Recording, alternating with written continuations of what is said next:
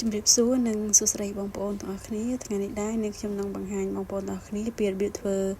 ម៉នលីងអំបិលម្ទេសអញ្ចឹងដំបូងឡើយគឺបងប្អូនទាំងអស់គ្នាត្រូវយកសាច់មាន់ហ្នឹងយើងយកទៅស្រោះសិនចំពោះការស្រោះហ្នឹងបងប្អូនដាក់អំបិលតិចទៅចំពោះការស្រោះនេះដែរគឺយើងស្រោះវាដើម្បីឲ្យវាបាត់ជាតិឆ្អាបក្លិនអីអត់ល្អពីសាច់មាន់ណាអញ្ចឹងបន្តមកទៀតមកបងប្អូនទាំងអស់គ្នាយកទៅលាងទឹកចេញហើយដាក់ស្រង់វាឲ្យអស់ទឹកទៅហើយបន្តមកទៀតយើងមកលាយទឹកស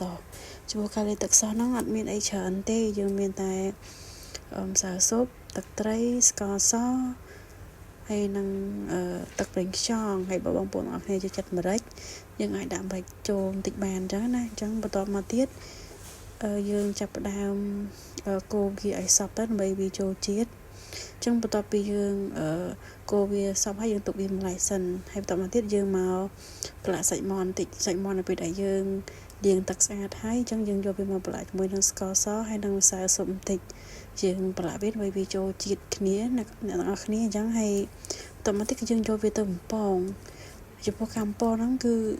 បងប្អូនអរដាក់ខ្លាញ់យើងច្រើនតិចទៅហើយយើងដាក់ឲ្យវាក្តៅតិចទៅបានយើងដាក់សាច់ចូលពេលយើងដាក់អញ្ចឹងទៅគឺវាអត់ជាប់ខ្ទះទេអញ្ចឹងយើងដាក់បំពងវារៀងក្រៀមល្អបន្តិចអញ្ចឹងអ្នកអរគ្នាចំពោះការបំពងនេះយើងអាចកូរត្រឡប់វាអស់ហើយនៅពេលដែលយើងបំពងស្រួយអញ្ចឹងបានញ៉ាំទៅវាឆ្ងាញ់អញ្ចឹងណាយើងឃើញថាវារៀងក្រៀមអីអញ្ចឹងចំពោះការធ្វើមាន់ហ្នឹងគឺត្រូវតែរៀងក្រៀមតិចបានឆ្ងាញ់អញ្ចឹងបន្ទាប់ពីក្រៀមហើយយើងធ្វើតែដួសវាទុកម្ដុំសិនចាបន្ទាប់ពីយើងដួសវាទុកម្ដុំហើយគឺយើងចាប់ផ្ដើមរៀបចំ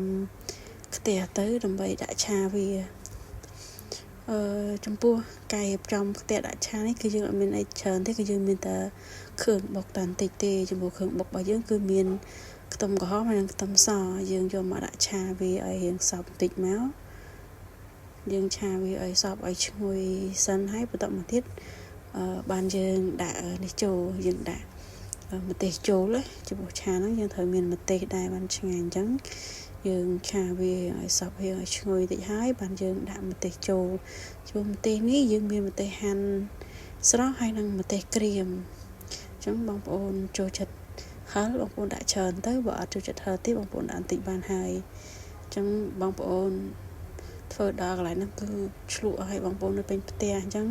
សិបងប្អូនដែរចូលចិត្តរបៀបគ្រឿងក្លែមអីចំពោះការក្លែមអីគឺត្រូវហើយបងប្អូនអាចសាកធ្វើមុខនេះបានវាងាយស្រួលហើយយើងធ្វើលឿនទេចាអញ្ចឹងបន្តមកទៀតយើងយកទឹកសោះរបស់យើងមកទឹកសោះដែលយើងបានលាយមុនបន្តិចហ្នឹងយើងដាក់ចូលដាក់3សភាទៅ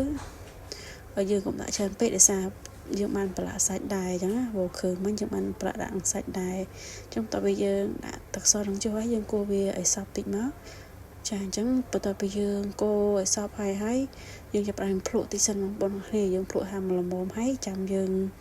ដាក់មាន់ចូលដាក់សាច់មាន់ដែលយើងបានពងហើយមិញចាហើយចំពោះម្ហូបហ្នឹងអត់ប្របែកបងប្អូនធ្វើតែប៉ុណ្ណឹងទេហើយលឿនទៀត